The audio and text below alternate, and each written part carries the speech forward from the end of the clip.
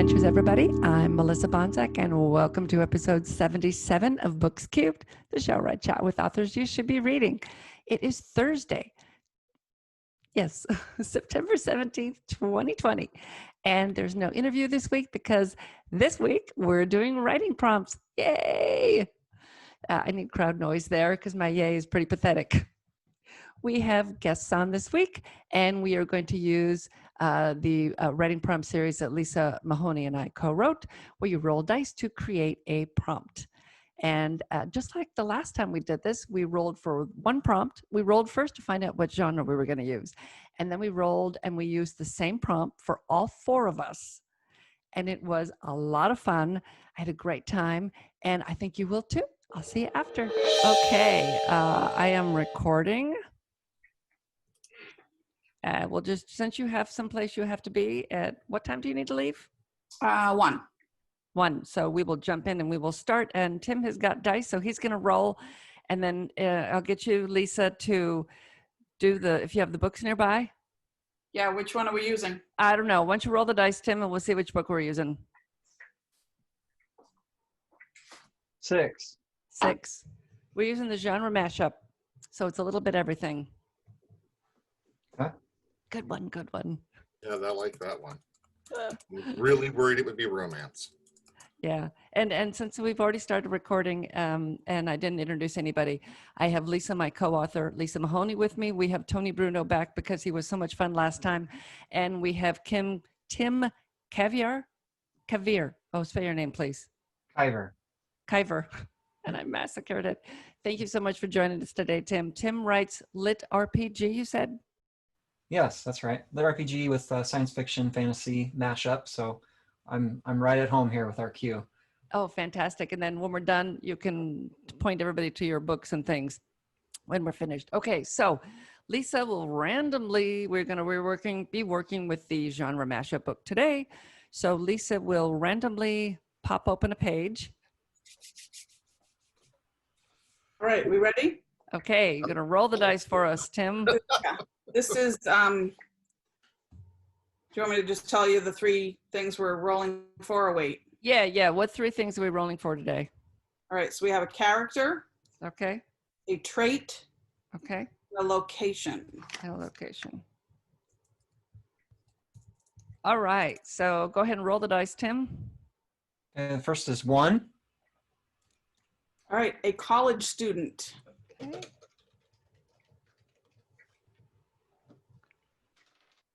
6. Neurotic.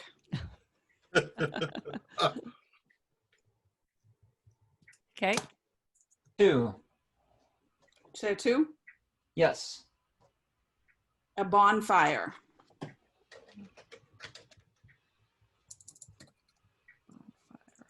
Okay, and we're going to go ahead and start writing. And don't worry if you are listening on the podcast or watching, we cut this part out. So you don't have to sit and watch us for 20 minutes or so. We're going to start with 20. I will set my timer for 20 minutes. And then most likely I will plead for a little bit extra time just because that's the way I am. Hang on, let me restart it. Okay, I want everybody go ahead and open up your page you will be writing on so you don't lose any time. Yeah, I need a pen. Uh-oh. Tell me when we can start. And Hang on, we'll let Lisa get her pen. I am drawing a friggin' blank right now, guys. Just I'm always drawing a blank. Always. complete friggin' blank. Of course, my head goes immediately to the same thing every time. I'll see if I can do something different this time. All right, everybody ready? Ready. Good. Okay, I will let you know when it's been 20 minutes. Right. Okay, that's 20. Does anybody need more time? I'm actually done. 3 more. 3 more minutes. Okay, I'll set it for 5 more. Ugh. I'm almost there. That's 5. You guys need 5 more? I just need Yes. 2 seconds. Yeah? Oh, 5. Please. 5. Okay, I'm done. How's everybody else doing? I just need I'm gonna wrap it up. It makes no sense, but I'm wrapping it up anyway. I know that feeling. I once again put in 4 pages. Wow. So, I might have 200 words. I have 1,112 words. Wow. I wonder how I find words on this So, format. Tempted to pad it there, but 1,002 words is what I got. So, awesome. Oh, Awesome. nice. All right, I'm done. Okay, great. So everybody's done? Yepers. Oh, fantastic. Who would like to read first? I'll go first because it's awful. So I don't want to follow any one of you people who probably have something extraordinary. That's All funny. right, You, here you took goes. my line. Okay, go ahead. Okay, so we had college student, neurotic, and bonfire. Sebastian closed his history book and put it on the makeshift shelf. He had to make do, or he had to make it work living in the sparse, crummy dorms. At home, he had a large oak desk his grandfather made for him and had mounted shelves lining the wall, each of his collected history books from the epic siege of World War II to A People's History of the United States to Band of Brothers to World War II at Sea were arranged alphabetically. If groups had similar titles, they simply had to be color-coded. Once, his cousin, runt of a child, took some out and put them back in the wrong place. Sebastian knew it as soon as he entered his room. His mother berated him at dinner for the swearing she heard coming from his room. Now here he was in a tiny room with no shelves, no space. He had to leave most of his books at home, of course, but he had acquired a few new ones from the bookstore clearance shelf. When his roommate, a scrawny kid with a face and a perpetual question mark from California or Oregon or somewhere, Sebastian didn't really care, invited him to the 1001 Inane College Let's Get to Know Who's on Campus events, Sebastian declined. He'd much rather stay in and read. Just before Thanksgiving, the northern Florida air turned slightly brisk, and as Sebastian walked from D Hall back to his room, a red-headed girl with a splattering of freckles down her forearms jumped in front of him and handed him a flyer. He tried to not take it, but she let go and the paper fluttered in the evening breeze. He hated litter, so he scrambled to retrieve it. "Nice catch," she yelled as she skipped off, giggling. Sebastian read it and felt his insides flutter. Meeting of the historical minds, tonight, 9 p.m., bonfire, at the Riverwalk. He hurried across the lawn thinking that a reread of the American Civil War could wait. It was his first college event, one that actually made sense, one that had him excited. He had just about an hour to tidy his room and grab his warmer jacket. He pulled several books off his crate of a shelf and lay them across his bed, debating which he might tuck into his inner pocket to bring out for some stimulating discussion. The time approached. He grabbed Battle Cry of Freedom and his gloves. He thought of the redhead and wondered if she'd be there. He hadn't noticed her before, hadn't really noticed many people, but now thought she was cute, and if she was into history, he could quite possibly be in love. The crackle of the wood alerted him to being close. His stomach flipped, thinking about 1, his nervousness at attending an event with strangers, 2, the freckles and giggle of Red, and 3, discussing history. As he approached, he discovered a group of people all holding beers, dancing around in togas with Albert Einstein wigs on. Music, rap of all the vile cacophony, was blaring from a Bluetooth speaker. His energy fell to the earth. What nonsense! No history, drinking and dancing? What an utter waste of time! He planted his feet into the dewy grass about 100 yards from the shenanigans. As he pivoted to leave, the redhead raised her hand with an earnest smile on her face. He didn't return the gesture, but instead reached for the book in his pocket, burning with longing. Oh, sorry. Now I feel sad. Yeah, I know. Me too. Oh. I'm a sucker, so I wanted them to get together. Yes. No, that was good. I like that. I like that. I struggled, but anyway. Did you know when you started? Did you have an idea of what you wanted to write? No. Okay, who's next? I'll go. Okay. We elect you. Okay. See, I have no title. I never do. Jamie Hansen paced in front of H Hall, trying to decide what to do next. The sun was already up, and it wouldn't be long before students would start heading out for runny scrambled eggs, fatty bacon, and 8 a.m. classes. She checked her cell phone again. No message from Emily. Then she checked the news. No mention of Emily. Probably because she was in the back of a squad car or in a holding cell surrounded by pimps and drug dealers. Should she wait? Yes.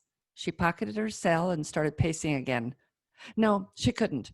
What if they'd made Emily talk? She dug a coin out of her pocket and flipped it in the air, then searched for it in the grass. Heads, sort of. She'd go with that. She gave her phone another glance, then headed for the nearest trash can.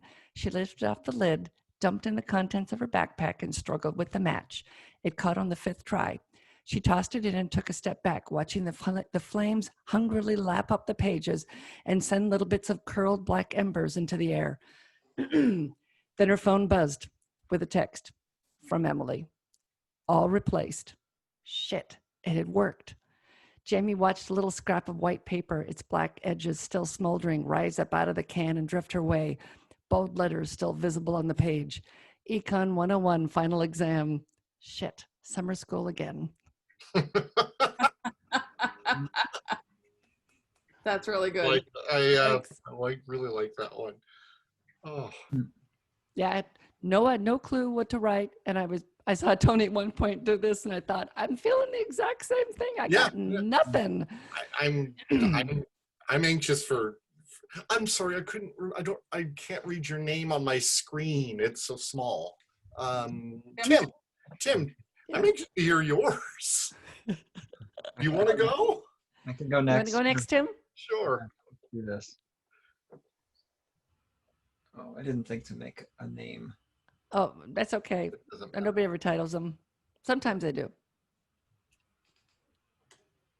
Okay, so I told you guys I write lit RPGs. So here's your first taste if you haven't had read that before. Jerry hated the dark. Their camping trip was a loss on their last D&D that forced him out here, and now he was forced to sit by the campfire while his friends slept. He tried to think of ways to advance his character, but if the goal was to avoid attracting creatures of the night, it didn't make much sense to wander away from the campfire and practice attacks with his walking stick. He put together his 4th s'more, pressing the smoldering marshmallow into the 2 sides of his graham crackers and a single layer of Hershey's. Honestly, he was getting a little sick from the last 3, but it was about 2 a.m. and he figured he needed the sugar. A flashback of 3 hours earlier forced him into a rigid pose. His finger tapped nervously on the stick. He set it down as memories played over of the mysterious flash that had lit the forest at Dell's Park. White and yellow static had supercharged everything from grass to the insides of the dark clouds. A message had appeared in his vision as though turning his life into a video game with quest prompts. Welcome to the cipher. Default class is camper. Optional class is stick figure. Or I'm sorry, stick fighter. That would have been interesting. Yeah. I was down for that actually, but go on. XP 0 out of 100. HP 90 out of 90. HP is health points. Reach 0 and you die. There is no respawn in the cipher. Jerry had moments where his nervousness produced tremors, but that moment was so bad he feared chipping a tooth. We have to get out of here, he'd told Sam and TJ. But when they returned to the pavilions, a group of campers beat them up and took their stuff. Losing their backpacks had been their only way out, and now they were as deep into the woods as they could be before applying the best they could for outdoor survival methods and made a fire. TJ kept his knife, but Jerry's was in his bag, and Sam hadn't brought any weapons, only board games and snacks. And they called Jerry a nerd. Jerry was given stick fighter when he used his walking stick to club one of the campers across the face, but hadn't hit hard enough to escape, and they had too many to fight with just the three of them, and Jerry weighing $160 soaking wet. The clicking of insects and hooting of owls kept him company like a clock keeps you company waiting for your turn to visit the judge. He'd never heard of the cipher, and so far he hadn't found any of the herbs that he could use for healing, so he sat on his log with 50 health points and only 20 out of 100 experience points, waiting for the sun to rise and feeling like the next 3 hours would bring him of every ounce of courage he had left. "Stop it!" TJ shouted. Jerry jumped off the log and dropped his s'more into the dirt by the fire. "What?" TJ rolled over to make himself comfortable. He'd been talking in his sleep. "I hate you, TJ." Jerry noticed the knife on TJ's belt and thought, he doesn't need that while he's asleep. Should have offered that after I lost the roll and got stuck with guard duty.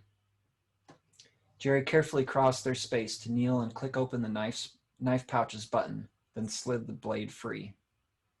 Class upgrade, knife wielder, level 1, XP 0 out of 100. Item inventory, 6-inch Bowie knife, attack +7. Ha, Jerry whispered. Whoo, whoo, echoed an owl from deep into the forest darkness.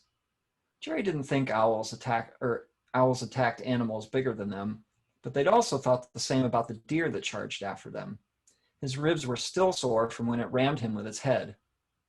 Jerry had never been a violent person, but that deer woke something feral inside him. Kill or be killed. He still had the blood on his shirt from striking it in the head. What's happened to this world? A branch shifted in one of the bushes on the edge of their firelight. Eyes reflected, and then the whites of fangs, as a wolf emerged from the woods, growling and staring through Jerry with a killer's intent. Jerry clutched his knife.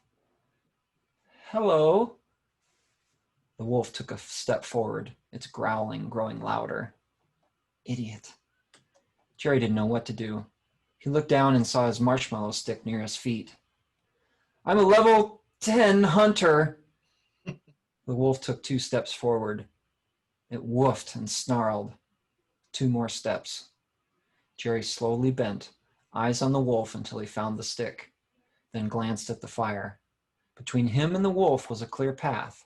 Sam and TJ were on the right and left of the fire. The sticks inside were small enough, he wondered if the plan forming might work. "I said the wolf charged. Jerry jabbed his stick in the fire and flung a burning stick. Embers sprayed the air between them and the pouncing wolf. The stick struck the wolf in the foreleg and bounced off. "Jerry?" Sam asked. He and TJ saw the wolf and crawled away from the fire as Jerry felt no other course but to charge right back. He had a small window, and if he didn't, that wolf would kill him. The burning stick caught brush around their space into a line of fire. Jerry cut left to flank the wolf as its attention shifted to the blaze on its left. The wolf turned back to Jerry and growled. Jerry plunged the knife into its chest with surprising ease. The blade entered as through chicken on a cutting board. He screamed. The wolf's black eyes glared and his fangs rattled with dripping saliva. Jerry stepped back and kicked the knife, shoving the wolf over. "Victory! You have defeated a level 5 wolf. Plus 60 XP. TJ and Sam took their coats off to smack down the fire while Jerry watched the wolf try to push itself away from his killer. Soon the animal gave in and ceased. Its growl faded into the chorus of insects, and the owls returned as well. "Whoo! Whoo!" Jerry. I'm freaking Jerry. Level 1 wolf killer. The end. Nice. That's good. That was awesome. I have to admit, I liked all the leveling up and everything else because lifelong RPG player. So Oh, cool. you were speaking my language there. Oh, yeah, I noticed that. Well, that's good.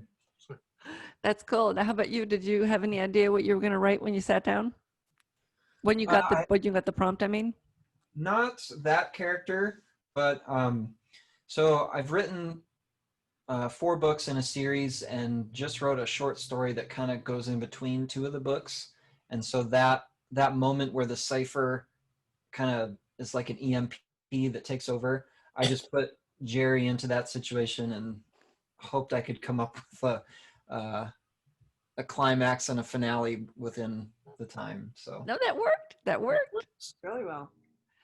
Definitely. Definitely. Um, Okay, Tony. Believe it or not, I have a title for this one, but it's not original. There is a radio show here in Minneapolis where they have a thing called Second Chance Romance, which I love the title of. So that actually is what I tagged on after I wrote this. And to be fair, I had no idea where I was going with this. So Grandma Griffle didn't expect her fishnet stockings to catch fire so easily. Yeah, they were old. She got them back when the Matrix was still a thing, and she was pretty sure they could walk away on their own if she let them. But the flash they emitted when they fell into the flames was like something out of the rock shows she used to go to the last time she went to college. Still, it was pretty damn cool, so she stuck up 2 fingers in a rock-on gesture and jammed out her tongue, determined to seize the day. Then a piece of burning stocking fell on her tongue and she gagged. Oops, and of course I hit something and I totally blew that. Okay. The old lady's on fire, one of the frat boys. Grandma Griffle was certain she'd changed his diapers way back when, yelled. Then there was a thud and she was on her back, the smell of aqua velva and cheap beer filling her nostrils. I got her, the body on top of her yelled. Then there was that unmistakable lurch, a gag, and the violent rainbird-like spray of vomit, and she knew her evening had once again fallen apart. Grandma Griffle hadn't wanted to go back to college. She'd worked enough, put one miserable, unthankful stepson through school, and was planning on spending her golden years getting gloriously baked in the Florida sun. Then her husband had dumped her for his lover, a guy named Tim, who looked a hell of a lot more girlish than Grandma Griffle ever had, and she'd found herself without money, a job, or prospects. Still, she was a little worried. Oh, who are we kidding? She was pants-shittingly terrified. But then her prayers got answered. Tuition deferment for older than average students, screamed a local college's ads, and she knew her prayers were answered. So, back to college she went. She had no idea about her major. She had no interest in becoming a better her. She had no career goals. Nah, Grandma Griffle figured that if life had given her this damned basket of lemons, she'd make herself some limoncello and get shit-faced until, well, she honestly hadn't thought that far ahead. Then she met her English lit instructor, and all of that changed. Randy, she laughed every time she thought of his name, was an older guy who she was certain had once been quite a looker. She could imagine what he must have looked like back in the 90s, what with his square jaw and aquiline nose. Oh, he must have had great hair, too, because what was left was pretty nice-ish, and his butt still held up. This was a guy she could connect to. Grandma Griffle decided that she had to have Randy. There was only one problem. She couldn't speak whenever he spoke to her. Time and again, the experience went something like this. So, Candy, Randy would say. She told him her name was Candy, which was a complete lie, and he either didn't know or didn't care to read a student's sheet. What do you think Kafka meant by Samsa turning into a bug? Penis, Grandma Griffle blurted, and the class laughed. It didn't matter what Randy said. Whenever he spoke, she panicked. And whenever she panicked, she thought of sex. Maybe, she realized, that explained a lot about her life. Still, she was obsessed. How could she get with Randy?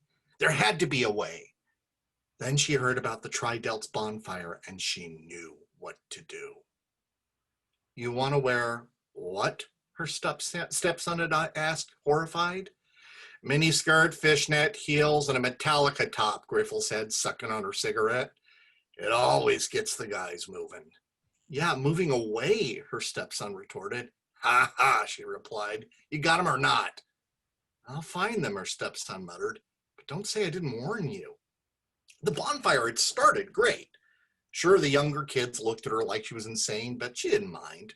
All she could do was stare at Randy, watching the way the firelight played against his balding pate. And she knew she wanted, nay, needed him. There's only one problem. Randy kept ignoring her.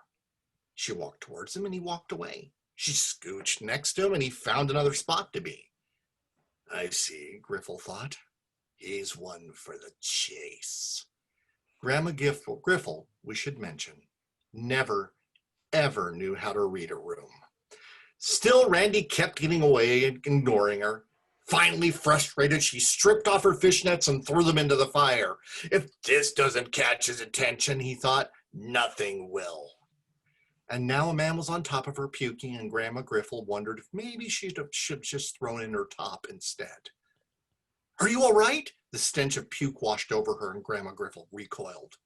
Get an Altoids, man, she muttered. Sorry, the guy said. He rolled off of her, and Grandma Griffel was shocked to see Randy there.